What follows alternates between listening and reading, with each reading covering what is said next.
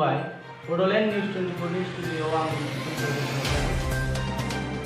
Assam budget 2021 आरो 22 आव गनायथि जानाय देग्लायनि मावनो लानाय माखासे बिथांखिफोरखौ रांखान्थि मन्थ्रि अजन्ता नेवगआ गुवारैनो बुंथिनानै होयो। बे मावनो लानाय बिथांखिफोरानो जाहैबाय तामुलपुरखौ बिटिआरआव गोदान जिल्ला महरै गनायथि होबाय।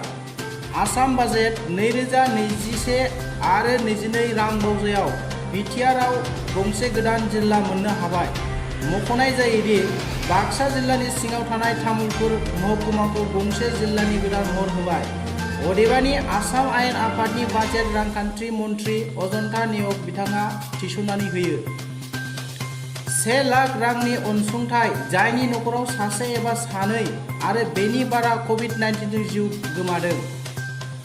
आसामाव गोदान आसनि Assam microfinance incentive and relief scheme 2021 आव माइक्र'फाइनेन्सआव लन लाग्राफोरनि थाखाय गोदानै थिसननाय जादों।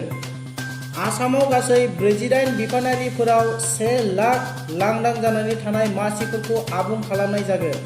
आसामाव मोनब्रै गाहाय लामाफोरखौ 2021 आरो 22 नि गेजेराव मावफुंनानै फोजोबनाय जागोन।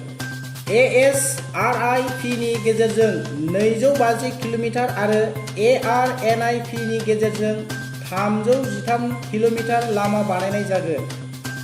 ब्रह्मपुत्र आरो बराक दैमाजों 1000 किल'मिटार लामाजों लोगोसे दै खुरखानायनिफ्राय रैखाथिनि राहा खालामनाय जागोन। क'क्राझाराव बड'लेण्ड खुंथायनि मावफारिया फरायसालिमा गोदानै गायसननाय जागोन।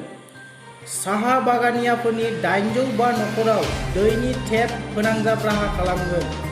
आसामाव गोदानै इन्डिजिनियास फेथ एन्ड कालचार बिफानखौ थिसननायजों लोगोसे 3 बिफान आरोबाव दानाय जाबाय। फारियै directorate of आर्किअल'जि, directorate of museum आरो directorate of historical and एन्टिक्वेरियन studies बिफानारिखौ गोदानै थिसनगोन।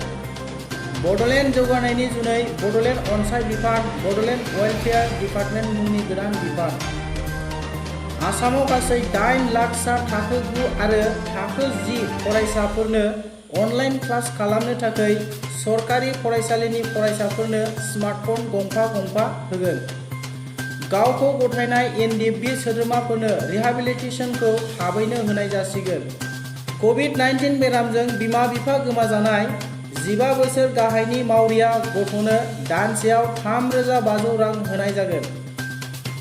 कभिड-19 जों फिसाय गोमाजानाय BPL थाखोनि आइजोनो एकालिन नोगोद 2,50,000 रां अनसुंथाइ होनायनि बाथ्रा।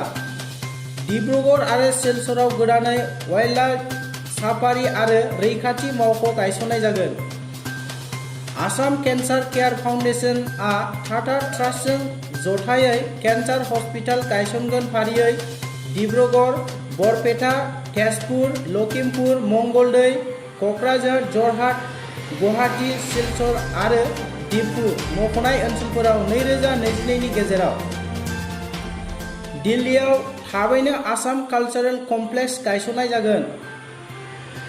भुमखौराङारि ओनसोल अरां नेशनेल पार्क फुवारनाय आरो फोजौनायनि राहा। गवालपारा जिल्लायाव आजगार वाइल्डलाइफ सेंक्सुरि फोसावनाय जासिगोन।